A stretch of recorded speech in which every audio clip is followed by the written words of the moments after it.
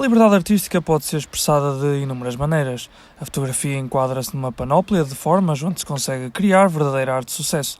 É também a fotografia que consegue guardar a memória das nossas vivências.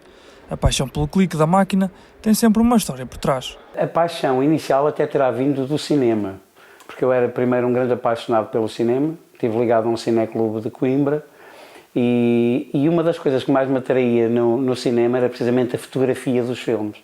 E fascinava-me aquilo, eu queria saber como é que os diretores de fotografia conseguiam aquela qualidade de imagem. O Robert Frank, que é um fotógrafo fundamental na história da fotografia, na história contemporânea da fotografia do século XX, um dos maiores fotógrafos de sempre.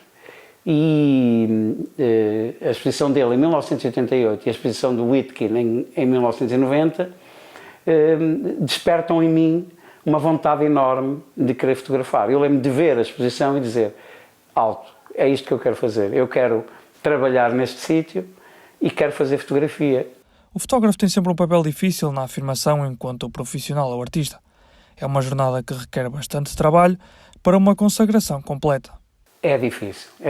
É um caminho que demora muito tempo a construir e muito tempo a consolidar. O que eu acho, e atualmente tem vindo a acontecer, é que realmente cada vez é mais complexo viver só da atividade criativa enquanto fotógrafo.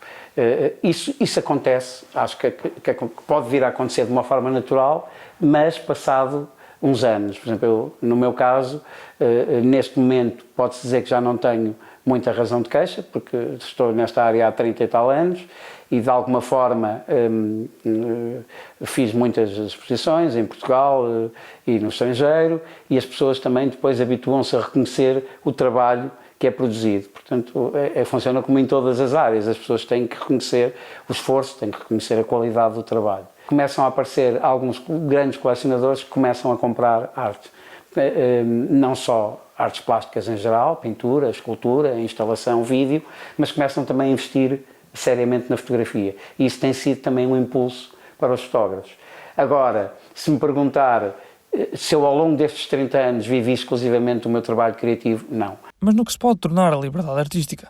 Para um fotógrafo profissional é necessário ultrapassar os limites para atingir a arte pura e verdadeira. Também por isso, torna-se difícil escolher uma maneira preferida de captar os melhores momentos. Quanto aos protagonistas na fotografia, é sempre importante que exista uma relação de intimidade entre o fotógrafo e o fotografado. Eu acho que a liberdade artística, no fundo, é imposta, talvez, quer dizer, num cenário, vamos lá ver, perfeito, idílico ou utópico, se assim lhe podemos chamar, a liberdade artística devia ser sempre total, não devia ter limites. Porque nós sabemos muitas vezes, e temos exemplos disso ao longo da história da arte, na fotografia, no cinema, na pintura, que algumas das obras mais conhecidas foram precisamente as que mais chocaram e que à época causaram,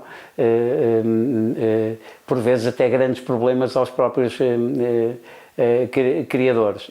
Eu, no meu trabalho, a partir de uma certa altura, tive que transgredir esses limites. O processo como se fosse a pegar numa mulher e íamos embalsamando até no fim.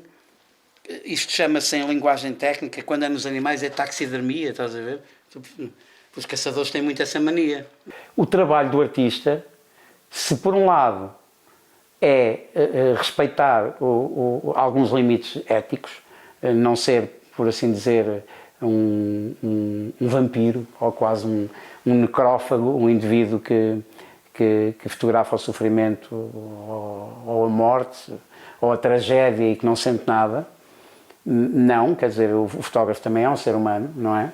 E deve ser um ser humano quando fotografa e deve ter isso em conta, porque no fundo é o seu pensamento, é a sua forma de estar que depois é visível nas fotografias. Mas se por um lado o fotógrafo tem que ter em conta esses limites, por outro lado o fotógrafo também tem que os transgredir.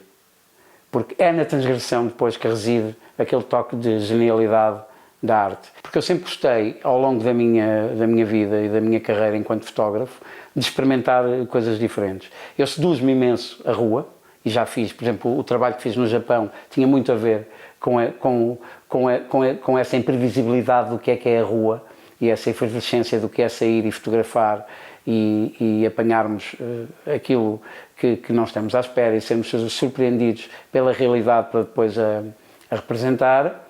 E faço esse trabalho como como um documentarista, um documentarista social, um antropólogo, um sociólogo na fotografia, uma antropologia visual, por assim dizer, mas também faço outra coisa, ou seja, eu também gosto da fotografia conceptual e da fotografia encenada e também a fiz já várias vezes.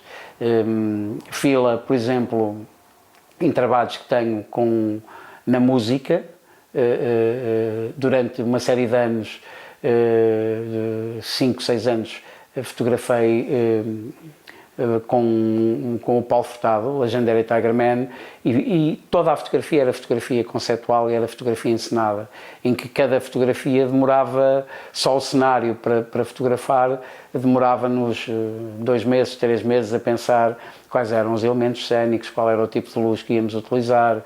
No fundo tínhamos que escrever quase um guião e um argumento como se faz no cinema. Isto foi no Val de Mondego, pá, tu não estás bem a ver, isto era uma manhã de fevereiro, o gajo todo nu a andar por ali no meio da lama. Eu acho que depende muito, por vezes, da relação que o próprio fotógrafo estabelece com, neste caso, os sujeitos fotográficos, com os elementos da banda. Porque quanto mais cumplicidade e mais intimidade houver, melhor é o resultado do trabalho. Isto do meu ponto de vista. E nós temos vários exemplos nisso ao longo da história da fotografia. E se formos para a história da fotografia da música, temos muitos exemplos. Por exemplo, eu lembro-me sempre há vários nomes, mas eu lembro do nome de um grande fotógrafo de música, que é o Mick Rock. O Mick Rock era um dos maiores amigos do David Bowie. Convivia com o David Bowie, convivia com o Lou Reed, convivia na altura com o Iggy Pop. Portanto, aquelas grandes fotografias que nós conhecemos do Iggy, ou do Bowie, ou do Lou Reed, ou de outros autores da época, eram do Mick Rock, ou do Bob Gruen, de outros, mas muitos do Mick Rock. Ora, o Mick Rock era um indivíduo que, além de ser fotógrafo, convivia com eles. O próprio Vítor Torpedo, enquanto elemento da banda, que na altura fotografou a digressão que fez com os Teddy Boys à América. Portanto, e no fundo, o que resulta dali, nós vemos que é de tal forma íntimo e verdadeiro que não há hipótese de ser encenado. Portanto, eu faço um bocado as duas coisas. Se me perguntar o que é que eu gosto mais, depende da fase da minha vida. Depende do que eu estiver a sentir nessa fase da minha vida. A fotografia pode também ser vista através de um ramo amador e numa área completamente diferente, mas como todos, existe sempre uma paixão por trás da criação. Tinha lá uma máquina fotográfica em casa.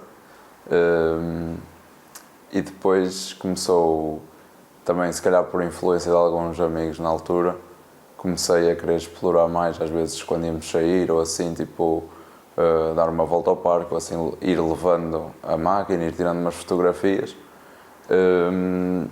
E se calhar foi por aí que começou um bocado. Eu sempre gostei desta área do audiovisual, mas acabava sempre por ficar mais na parte do design, etc. Mas foi por aí, comecei a ir saindo e a ir levando a máquina fotográfica que tinha lá, apesar de, pronto, a nível de qualidade não ser nada em comparação com o que tem agora. Mas pronto, deu para começar por aí. A fotografia desportiva pode tornar-se num ciclo repetitivo. No entanto, é sempre possível juntar o útil ao agradável. O estilo de fotografia que eu gosto mais é, sem dúvida, a fotografia desportiva. Até porque é por aí, ou é nesse tipo de fotografia, onde eu trabalho mais. Só que há um grande problema, para mim, há um grande problema associado à fotografia desportiva, é que acaba por cansar. Acaba por ser, não digo quase sempre a mesma coisa, mas a base da coisa acaba sempre por ser o mesmo, mas neste momento é o tipo de fotografia que eu gosto mais e onde eu me encaixo mais, porque eu gosto muito de desporto no geral, principalmente de futebol, então dá para juntar se calhar duas coisas que eu gosto muito, que é a fotografia e o futebol, o hóquei, etc. Dá sempre para fazer coisas engraçadas, principalmente fotografando um clube também que eu gosto muito, dá sempre para dar um toque mais pessoal à coisa e não ou torná-la não tão repetitiva. De todas as equipas com as quais eu trabalhei, seja futebol, hóquei ou até basquete, Eu não tinha uma ligação tão próxima, se calhar, com todos os jogadores, mas acho que isso também é normal. Só que acabava por ser os jogadores com quem eu tinha uma ligação mais próxima, ou com quem tenho uma ligação mais próxima e com quem me dou melhor, as coisas até acabam por, se calhar, sair melhor a nível fotográfico, porque tu já conheces um bocado da pessoa, já tens outra afinidade com a pessoa. E isso, indiretamente, eu acho que acaba por ajudar no trabalho, porque porque depois o próprio jogador também tem interesse em te ajudar de volta, ou seja, tem interesse em queres fazer este conteúdo, vamos fazer, etc. Então acaba por ser, acho que acaba por ser uma relação que é boa para os dois lados. Quando crias uma relação de proximidade com os atletas ou treinadores, etc., é bom nesse aspecto, que é as pessoas respeitam o teu conteúdo e respeitam o que tu estás a fazer e vão estar ali para te ajudar. As dificuldades de ser fotógrafo de patamares mais inferiores no mundo desportivo são evidentes e por vezes difíceis de serem colmatadas. Por vezes há quem prefira manter-se nesses níveis, onde se descobre a verdadeira felicidade por detrás da lente. Acaba por ser um sentimento muito agridoce, porque por um lado, de repente, do nada, sem estares a contar, tens fotos tuas publicadas nos maiores jornais desportivos do país, e que são, seja na edição digital, seja na edição impressa, as tuas fotos acabam por ser vistas por milhares de pessoas, e isso é bastante bom. Mas por outro lado, e como eu há bocado referi, do nada, ou seja, também é mau nesse sentido, porque não estás à espera e acaba por ser um não estar à espera que não é bom, porque esse não estar à espera advém de não falarem contigo, não perguntarem se podem publicar os teus conteúdos e, em último caso, não te darem sequer créditos pelos teus conteúdos. Para me tornar profissional na área, para poder, entre aspas, largar tudo e fazer só aquilo, sei os riscos todos e os esforços todos que estão associados, nomeadamente, mais na fotografia desportiva, iria ter que me agenciar. E depois acaba por ser, se calhar, iria ter se calhar um bocado o reverso da moeda, porque agenciando-me, ia ter facilidade a ter credenciais para jogos, etc. Só que também iria ao mesmo tempo perder um bocado a liberdade. E acho que fazer esse jogo de fazer o que tu queres versus teres acesso ao que tu gostarias de fotografar, acho que é ali uma linha um bocado ténue.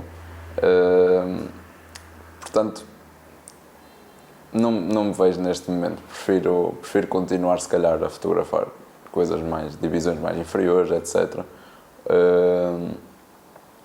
E a continuar a ter a minha liberdade para criar o que eu gosto e o que eu quero e a fotografar como quero, do que estar, se calhar, a fotografar outros patamares, que seria bastante bom, mas que teria muito mais pressa para entregar os trabalhos, teria muito menos liberdade para fotografar como eu queria. Profissional ou amador, a fotografia não deixa de continuar a marcar gerações por conseguir proporcionar as mais diversas recordações das vivências do ser humano.